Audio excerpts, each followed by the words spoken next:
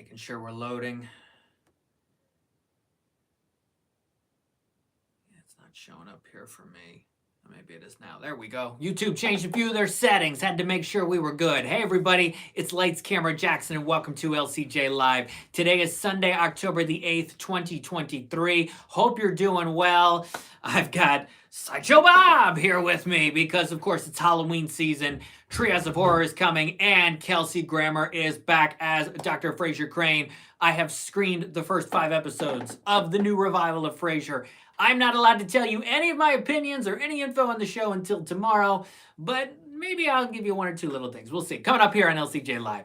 Also, I've got Pink for Breast Cancer Awareness Month, and it's a box office weekend that's maybe not quite as powerful as last weekend with the 3 new movies. You had 1 new movie that did all right, but not amazing. We'll get into that. But of course, this Friday, Taylor Swift and her concert movie, The Eras Tour, is going to be the biggest blockbuster of the fall. Maybe the biggest blockbuster of the year. We'll have to figure that out coming up here on LCJ Live. If you're watching here now on YouTube Live, thank you. Thank you so much. I appreciate it. And as always, you can send in your questions and your comments. So your number 1 movie is The Exorcist Believer. Now, here's the thing. I'm going to, as I just wrote here on Twitter, if you saw my post, I'm going to defend The Exorcist Believer. I can't totally defend its box office, but here we go. $27.2 million for The Exorcist Believer is not nearly as high as what the Halloween movies for Universal and Blumhouse and David Gordon Green as the director opened to. You had big opens for the first one. Second one was like, the first one was like 80 million, something like that. Second one was about 50 million. The last one was 40 and it totaled 64. Even 40 was bigger than the 27.2 we got for The Exorcist Believer. Many of the reviews out there have been negative. I like this movie, okay? After the first half hour, it's good. First half hour is slow. It's a missing child movie, and it drags out. It's very long. It's extensive. After a while, I'm going, all right, what's the point? There are sequences where you've got Leslie Odom Jr.'s character. He's a father. You got the daughter. They're going around their house. They're trying to scare each other a little bit, and I'm thinking, why are we doing this? You know, just get to the point of this being an Exorcist movie. And the house, unlike many other horror movies, the house in this case is not totally a character. But anyway, finally, half-hour mark, we get there. We start because the girls become possessed. It starts to finally become an Exorcist movie. And from then on, I was with it. Pretty much every step of the way. Is it perfect? No. But the dialogue is very good. The references, the nods, the way David Gordon Green mirrors the 1973 original Exorcist movie is strong. And then Ellen Burstyn, of course, comes into play, returning as Chris McNeil, and she's very good. It's a very limited role, which is too bad. She should have been in it more, but what we get is outstanding. Her dialogue, her conversations with Leslie Odom Jr., I didn't expect them to go in the directions that they go in. The way she looks down hallways, the way she looks up a staircase, her presence and how she feels about what happened in the past and what's happening now. Brilliant. Really well done. So glad that Ellen Burstyn is a part of this. So glad that I watched the first Exorcist movie about a month before seeing this one.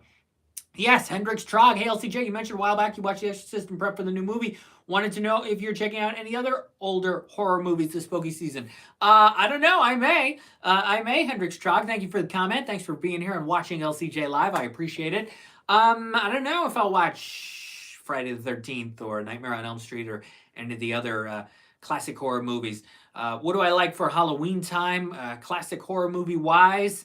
A few, not a ton, but The Shining was very good. I watched The Shining to get ready for, and that's, you know, horror, thriller, psychological, but The Shining I watched to get ready for Dr. Sleep, and I like them both very much. So we get Ellen Burstyn's return. And then the final act comes. Not going to spoil anything here, but you know there's going to be an exorcism. So they bring all these characters together, and they take a modern approach while also giving it nods again to the original, nods to what happened 50 years ago, what still applies today, what's new today. You got about 10 characters who were involved in this exorcism overall. It's a little different, but there's a lot of power. There's some great story twists that come into play. I did not expect them. Leslie Odom Jr. Goes to the car of a character who is outside in a car and he delivers this line, and it's one of the best line deliveries of the year. It's an understated role for Leslie Odom Jr., but he's good. Ann Dowd is great. She's usually very good in most of the roles of the films that she's in. Ann Dowd in The Exorcist Believer. Jennifer Nettles is also in this. And where will we go from here? There is another Exorcist movie scheduled, The Exorcist Deceiver, for April of 2025. That is Easter weekend. Universal decided in the summertime to put it in theaters. There were rumors that it was going to be direct to streaming, direct to Peacock. Now, off of this box office, could that still be the case? I don't know. Universal paid $400 million just for the rights to The Exorcist, brand, name, and franchise, which used to be a Warner Brothers property. That didn't count the $30 million they spent on making this movie, which they're going to make back because it already made 27. But that didn't even count the budget of the 3 movies. Just to get the rights to The Exorcist, Universal spent $400 million. Wow, that is a lot. Worth it? It's a good movie. I think it's a good movie. There are some people who think it's a good movie. And I'll have more thoughts on Too Fast, Two Films. Our new episode of the Too Fast, Two Films podcast will be up soon at toofast2films.com. I review The Exorcist Believer. Mike Sargent reviews Cat Person, which opened in select theaters. And we both talk about The Creator. The Creator added $6.1 million this weekend. It's at $24.9. That's a big drop from 14 down to 6. In between, Paw Patrol, the mighty movie, dropped about 50%, added $11.8 million. It's at $38.9. So the first Paw Patrol movie made $40 million. So it's passing that. With the holiday being tomorrow, a lot of kids off of school, it'll probably get to that $40 million mark tomorrow, which is very good. So past the first one, great. When you look at the box office for the first Paw Patrol movie, it opened to 13, totaled 40, so that's a little more than 3 times it's open.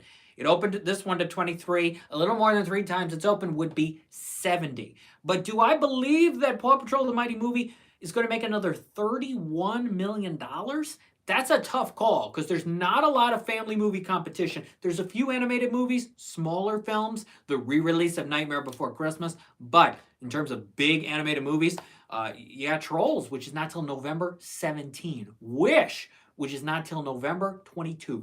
So could Paw Patrol the Mighty Movie really have a family film major audience all the way to November 16?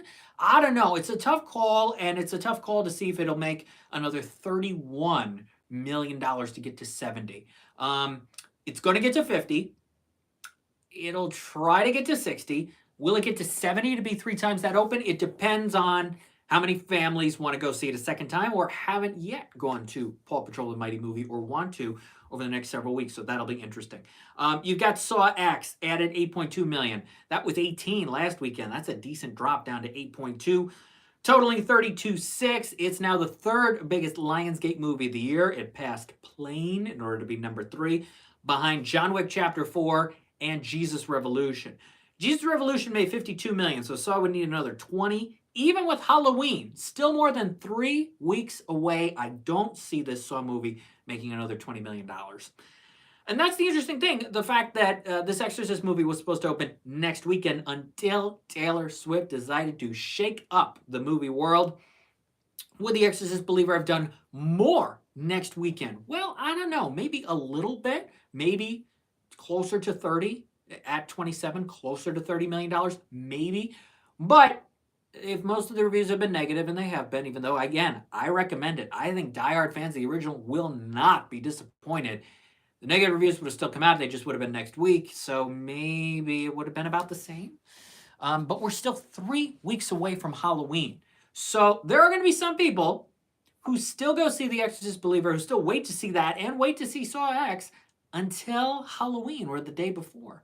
So we could see those movies make a little bit of extra money closer to the end of October. The Nun 2 added $2.6 million this weekend. It's at 81.1. It's going to pass Meg 2 to become the 3rd biggest Warner Brothers movie of the year, behind Barbie and The Flash. And The Nun 2, will it be on Max in time for Halloween? I'm thinking the answer to that is yes. But maybe people still go see it in the theater if it's still out in some theaters in the next 3 weeks. The Blind added $3.1 million. It's at 10.5. Haunting in Venice Here's another spooky movie. Will this be on Hulu or Disney Plus before Halloween? That I'm not sure. But 2.7 million for A Haunting in Venice. It's at 35.7. It is 10 million behind Death on the Nile, which made 45 and a half. It's not going to get there. It will try to get to 40, but it's going to be difficult. Again, unless people wait to see it closer to Halloween, or if Disney decides to want to re-release it, expand it into more theaters over Halloween weekend, maybe it'll try to get to 40, but it will not get to the 45. So I don't see Disney in 20th Century spending a ton of money on another movie or making another movie, though it has crossed 100 million globally. Next up, we've got Dumb Money, which added 2.2 million. It's at 10.6. Not a juggernaut. Not, I think, the impact that Sony thought this movie was going to have. 1.8 million for The Equalizer 3. It's at 88.8. It will get to 90. And Sony will look at that and go, hey, the other Equalizer movies did 101.5 and 102.1. This did 90. We came close. Glad we did it. This is the end of the franchise. Could they still make a prequel movie with a younger Denzel who could be John David Washington? Maybe. But for this Denzel trilogy, 101, 102, and 90 is not that bad. And rounding out your top 10 this weekend is the re-release of Hocus Pocus, which made $1.5 million. Now, this is interesting. The last time Hocus Pocus was in theaters in 2020. Remember, this is 2020. Nobody wanted to go to theaters. It made $1.9 million in its first weekend. It made more money during 2020 than it did during 2023. How crazy is that? Plus, Hocus Pocus was on Disney Channel last night. So was it worth it for Disney to re-release this in theaters? And in 2 weeks on October 20, Disney is re-releasing The Nightmare Before Christmas in theaters. And that Sunday night, the 22nd, they're airing it at 8 p.m. on ABC. I don't know. There was a miscommunication there, I think. And Hocus Pocus is going to air on TV before Halloween as well on ABC. And, of course, on Freeform. What would Freeform be without the Halloween spooktacular that they do every year, 31 Nights of Halloween and Hocus Pocus? But there was some miscommunication there. Why would you re-release a movie in theaters that's then airing on ABC 2 days later? I don't know. We'll see. Nightmare may not make a ton of money. Speaking of movies that did not make a ton of money this weekend, The Royal Hotel. Just $335,000.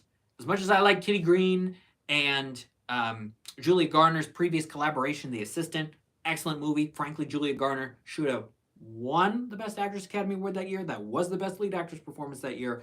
The Royal Hotel is a terrible film. She Came to Me, $360,000. Marissa Tomei and Anne Hathaway got to promote this movie on talk shows, and it still only made $360,000. Why? Because it's a bizarre movie. It is a bizarre film. That's the best way I can describe it. It is like 4 movies in one. There are some outrageous moments, some crazy turns it takes, and you kind of go, whoa, that was a trip. What in the world did I just watch? And that is She Came to Me. So $360,000 worth of people went on that trip this weekend. Dix the Musical, which is a legitimate movie. $221,000 in limited release. A24 is going to continue to expand it over the next several weeks. Strange Way of Life, which is a short film that Sony Classics released paired with 1 or 2 other things, made $205,000 this weekend. It's Almodovar's new film, Pedro Almodovar, with Pedro Pascal and Ethan Hawke, a 31-minute short film, made $205,000 this weekend. And Miranda's Victim, which I highly recommend, is available in select theaters, but also on VOD and digital platforms. It's on Google Play for $6.99. Watch Miranda's Victim. That is a powerful film. Strong performances: Abigail Breslin, Muriel Enos, Luke Wilson, Ryan Phillippe, Donald Sutherland. It's a strong cast. It is an emotional movie, challenging film, and an interesting film about the legal system. So Miranda's Victim, available on VOD and digital platforms. You can get it on, rent it on Google Play for just $6.99. I highly recommend it. All right. One of the big movies out this coming weekend, that is not the Taylor Swift movie, is The Burial, which is in select theaters now. It's going to be on Prime Video Friday. I'm looking forward to it. Jamie Foxx, Tommy Lee Jones. Another movie that is out this week in theaters is Anatomy of a Fall. I have heard great things. It won the Palme d'Or this year. at Cannes, and I have heard very good things about Anatomy of a Fall. I have not seen it yet. It's 2.5 hours. It's a legal courtroom drama that's supposed to have the intensity of a thriller, so I'm looking forward to checking out Anatomy of a Fall soon. Of course, this week is New York Comic Con. I will be covering New York Comic Con for Animation Scoop. Look for some of my reporting and photos and videos and all that later this week on social media and at animationscoop.com soon. Looking forward to being back at New York Comic Con. I was there in 2018 for Spider-Man Into the Spider-Verse. I was there fully in 2019 for a day, and last year for a day, which was a lot of fun. Looking forward to being back at New York Comic Con. Taylor Swift, the Eras Tour. It opens Friday night. There are no Thursday showings. This movie's going to open to $100 million. Now, here's the only interesting thing that Taylor Swift has to worry about this week in terms of wanting to beat her own box office record. In 2012, Taylor Swift was one of the main voices of Dr. Seuss's The Lorax. She was fourth billed. She was one of the legitimate stars of this movie. And that movie opened to $70 million. So the only thing that really the Taylor Swift has to worry about is, can I beat the $70 million? And I think she can. The pre-sales are very high. I think the majority of them are for opening weekend. I think it's going to open to $100 million over the 70. So I think it's going to happen. But that's the only sort of interesting possible thing at play is, well, maybe not all of the tickets were for opening weekend. Maybe some families waited. But that's the only thing. But I really think this is going to be a triple-digit open, 100 million plus at least for Taylor Swift, the Eras Tour. It's going to be a big hit. Theaters are going to be, making popcorn like crazy. It's going to be unbelievable how well the concessions are going to be, how well the attendance is going to be. This movie is going to save theaters for the fall. Because yes, you've got Killers of the Flower Moon, and yes, you've got the Marvels, and then we get into the holidays.